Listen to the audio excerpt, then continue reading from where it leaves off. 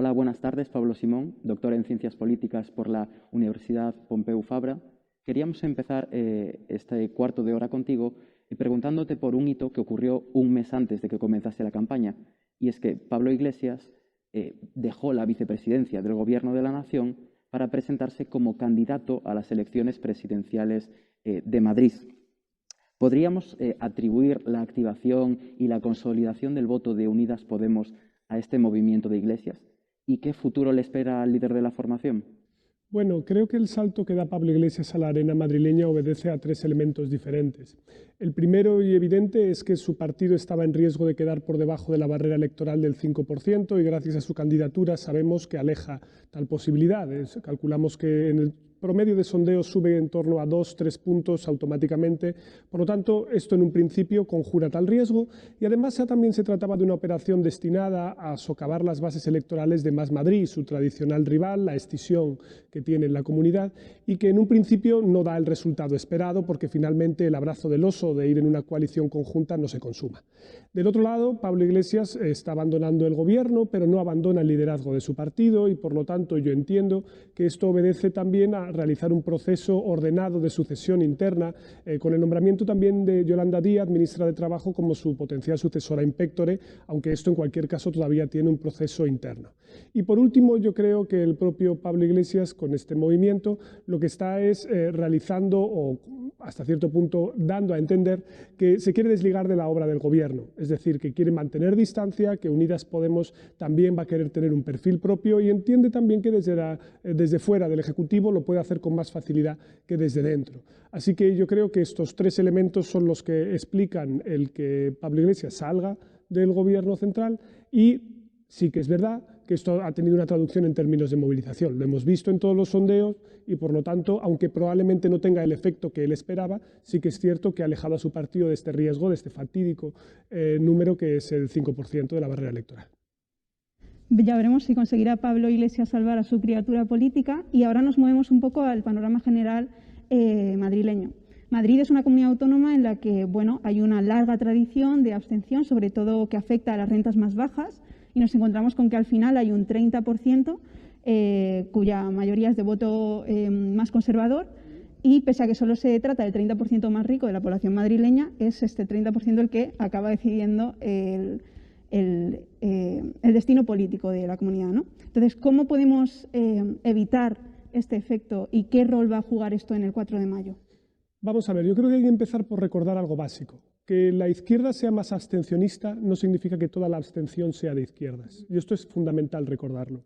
Es verdad que todos los estudios, la evidencia empírica que tenemos demuestra que la gente con menos recursos, menos conexión con la política, menos capital educativo, normalmente es la que se abstiene en mayor medida. Y es cierto que ahora mismo todos los sondeos están diciendo que la participación electoral será superior en estos comicios a los que ha sido en el pasado. En promedio, más o menos, en la Comunidad de Madrid suele participar sobre el 65% de la población. Ahora mismo la encuesta más conservadora te da en torno ya al 70%. Por lo tanto, va a haber un proceso de activación. ¿Significa esto que la izquierda necesariamente vaya a ganar las elecciones? No, en absoluto. De hecho, si algo tenemos claro es que dicha activación de la participación puede ser, si caso, condición necesaria pero no suficiente. Porque a la hora de la verdad, la cuestión clave es saber qué bloque se moviliza más. Y si algo también sabemos desde que se convocaron estos comicios es que la derecha está mucho más activada para votar que la izquierda. Esto se ha ido recortando progresivamente durante la campaña. Si tomamos el campo de las encuestas hechas en marzo, había una propensión a votar de unos 7 puntos más del votante de derecha respecto al de izquierdas.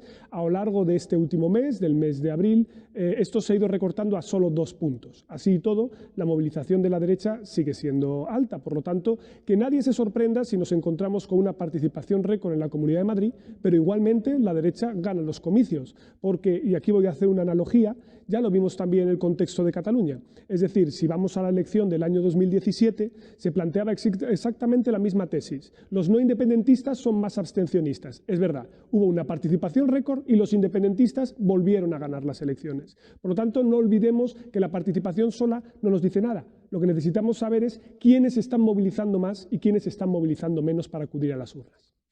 ¿Podríamos decir que las amenazas de muerte recibidas por Gámez, Marlaska e Iglesias han supuesto un punto de inflexión en la campaña? Te has dejado a Díaz Ayuso. y a Díaz Ayuso. Por eso íbamos a preguntar. Lo digo, no, precisamente la razón por la que te planteaba esta pregunta va en ese sentido.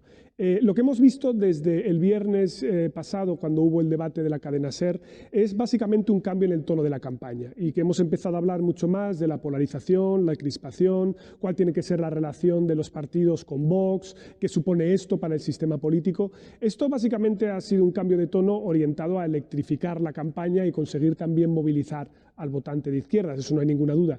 Pero sí que es cierto que el clima de polarización es un ámbito fértil para que veamos este tipo de amenazas o este tipo de comportamientos que desde luego son muy lesivos para la democracia. Yo creo en ese sentido que incluso en ausencia de estas amenazas de muerte sería conveniente rebajar el clima de polarización en el que estamos ahora instalados. ¿Y crees que hay algún efecto llamada a actos similares? Porque después de estas amenazas vimos que Díaz Ayuso iba a recibir también una carta en mismas condiciones, incluso el expresidente Zapatero también iba a recibir una carta con balas y amenazas. Desde luego tenemos que tener presente una cosa y es, estas amenazas son denunciables y cuando se denuncian lo que están es exponiendo que hay algunos partidos que no las condenan de manera inequívoca y yo creo que es importante recordar cuáles son los partidos que lo hacen y cuáles son las que no lo hacen. Pero al mismo tiempo hay que ser muy cautos porque es verdad que una publicitación excesiva de este tipo de comportamientos puede tener algún tipo de resultados indeseables y voy a poner un ejemplo ahora de una praxis que me llama la atención que nadie haya puesto el dedo en la llaga sobre ella, que es el que ahora mismo todo el mundo sabe ya cómo sortear un escáner de rayos X, porque en todos los medios se ha estado repitiendo que si lo mandas entre 2 CDs, esto hace que sea indetectable. Bueno, es decir, nadie se ha planteado que estamos dando una información que a lo mejor no procede. Bueno, aquí yo creo que los medios de comunicación también tienen que ser cautos y razonables a la hora de administrar esta información. Y como bien has mencionado, después de ese debate de la SER nos encontramos con que los 2 debates subsiguientes al final no se celebran, ¿no? Entonces, ¿qué consecuencias puede tener esto a nivel democrático, político, de contraste de ideas? Bueno, lo que sí sabemos es que se ha celebrado un debate electoral, que fue el debate electoral de Telemadrid. Era prácticamente lo que anticipábamos porque Díaz Ayuso ya se había negado a ir al resto de debates. Desde luego, en un contexto democrático los debates son fundamentales porque es la única ocasión que tenemos de escuchar directamente a los candidatos exponiendo su programa o sus ideas sin intermediarios y de hecho están en igualdad de condiciones, cosa que no ocurre ni en la Asamblea Autonómica ni en los medios de comunicación convencionales. ¿Cuánto efecto tienen los debates? Bueno, lo que tenemos cuantificado es que suelen mover en torno a un 1-3% del voto, no son un elemento decisivo, pero sí que es verdad que aquí hay varios componentes que son relevantes. Normalmente cuando hay un partido que va en cabeza suele ser mucho más renuente a realizar debates, sobre todo si está en la presidencia. Y el ejemplo evidente es que en Cataluña, por ejemplo, hubo hasta 5 debates, pero en Galicia, donde Núñez Feijóo iba en cabeza, solo hubo 1, exactamente lo mismo que ha ocurrido en el caso de la Comunidad de Madrid. Segundo elemento fundamental, yo no soy muy partidario de hablar de quién gana o pierde los debates en un contexto multipartidista. Aquí lo que tenemos que ver es quién es eficaz o quién no es eficaz para su electorado. Y el debate puede ser una ocasión estupenda para que candidatos menos conocidos puedan mostrarse al público y puedan incluso ganar enteros. Yo creo que, por ejemplo, tanto el sondeo de Sigma 2 como de Metroscopia coincidieron en que Mónica García había sido la segunda que había quedado mejor, la mejor dentro del bloque de la izquierda. Luego esto, desde luego, ha tenido algo que ver en que Más Madrid haya mejorado después en los sondeos.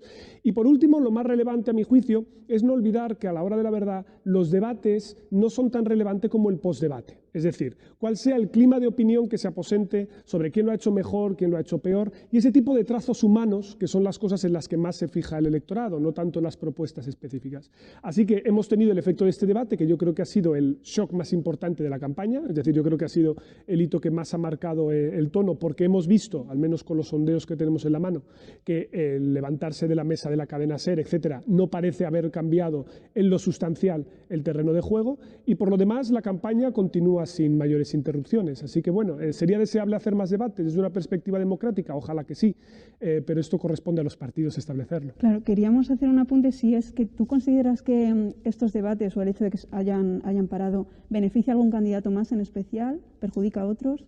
Esto es como todo, quien tiene más que perder es quien va ganando y por lo tanto en un debate electoral quien se expone más es justamente quien va en cabeza de los sondeos, que es el Partido Popular de Díaz Ayuso. Si ella no se expone más, pues entonces no corre este riesgo de cometer algún tipo de error o dar un traspiés o una mala contestación. Por lo tanto, en un principio, mientras que ella esquive la bala, es decir, el empate, es suficiente para tirar millas. Y eso es exactamente lo que vimos en el debate de Telemadrid, donde había unos sectores, creo yo, de la izquierda que habían pensado que ella era muy mala debatiendo y luego demostró que, bueno, embarró el terreno de juego, como hicieron también otros en el debate, pero que fue suficiente para cubrir el expediente y pasar. Por lo tanto, tampoco lo hizo desastrosamente mal y para su electorado, al menos, tuvo una buena valoración. Gracias a los últimos sondeos también hemos visto que Ayuso fue capaz de absorber gran parte del votante de Vox, algo que no ocurría a nivel nacional. ¿Va a tener esto algún tipo de trascendencia en Génova? ¿Y es pronto aún para hablar de un cambio de ciclo en el Partido Popular? Bueno, si nos colocamos a nivel nacional, yo creo que hay que ser muy cautos extrapolando el contexto en el que estamos, por varias razones. Primero, el crecimiento del Partido Popular es esencialmente a costa de los votantes de Ciudadanos. Calculamos que entre 5 o 6 de cada 10 están yéndose con el Partido Popular y de Vox está tomando como 1 de cada 3, incluso la mitad en algunos sondeos. Y además también estamos detectando una pequeña transferencia que viene del Partido Socialista de 2019 a votar por Díaz Ayuso. Y por lo tanto, la primera cautela que hay que tener es, hay un efecto Ayuso, es decir, Díaz Ayuso es enormemente popular entre los votantes del Partido Popular, pero también es muy querida por los votantes de Vox y Ciudadanos, hasta tal punto que es más valorada que sus propios candidatos, más que Edmundo Val y más que Rocío Monasterio. Por lo tanto, Díaz Ayuso tiene un componente específico que le hace mejorar en los sondeos. Además, el Partido Popular es percibido como uno de los PPs más a la derecha en el contexto de Madrid respecto a los PPs de otros territorios. Y esto le permite absorber voto de Vox con bastante más facilidad. De hecho, Vox no le queda más remedio que especializarse mucho en tema antiinmigración, tema de seguridad, los temas fuertes, porque sabe que no puede confrontar con el Partido Popular, con quien pretende gobernar o al menos darle apoyo.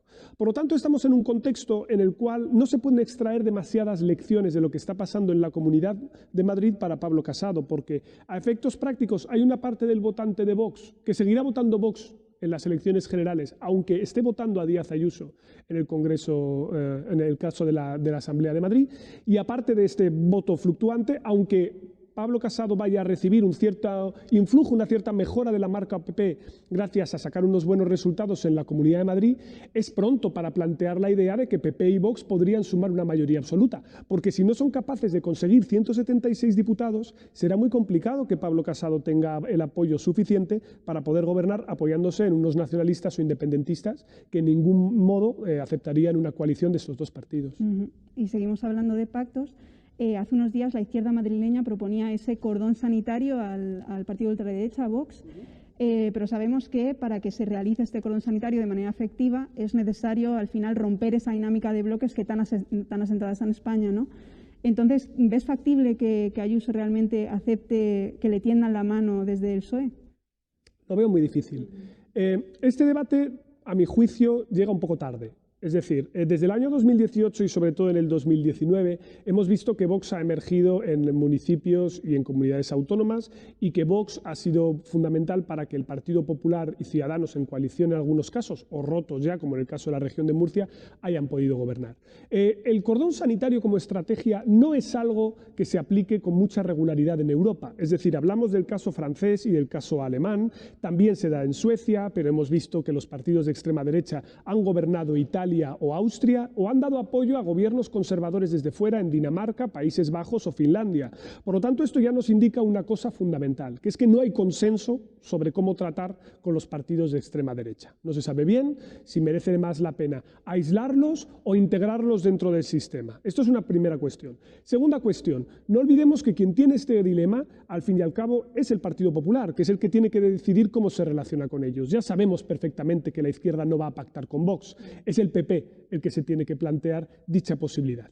Y en unas circunstancias en las cuales el PP en muchas regiones y en muchos municipios no es primera, sino segunda fuerza, no puede colocar la presión sobre la izquierda, sino que solo se puede apoyar en sus socios de bloque, que es Vox y lo que queda de Ciudadanos, para poder gobernar. Entonces, en términos de poder institucional, no tiene ningún tipo de incentivo a cambiar la política de bloques que tiene ahora mismo. Lo que ocurre es que esto del cordón sanitario ahora coloca más bien en un brete al Partido Socialista, porque si Díaz Ayuso es la fuerza más votada en las próximas elecciones, ella lo que le dirá es, bueno, denme ustedes estabilidad durante 2 años si quieren que yo no me apoye en estos otros. Entonces los otros le replicarán, bueno, pues hagamos lo mismo en Andalucía, la región de Murcia y Castilla y León. Entonces se dirán mutuamente que no, y una vez pase todo eso, volveremos otra vez a la lógica de la política de bloques. Por lo tanto, yo creo que esto es una liebre que ha echado a correr ahora, porque la estrategia que está siguiendo la izquierda, evidentemente, y no toda, sobre todo Unidas Podemos, pero el Partido Socialista en su nuevo giro, es lo de amenazar con que Vox va a entrar en las instituciones para tratar de movilizar a su electorado.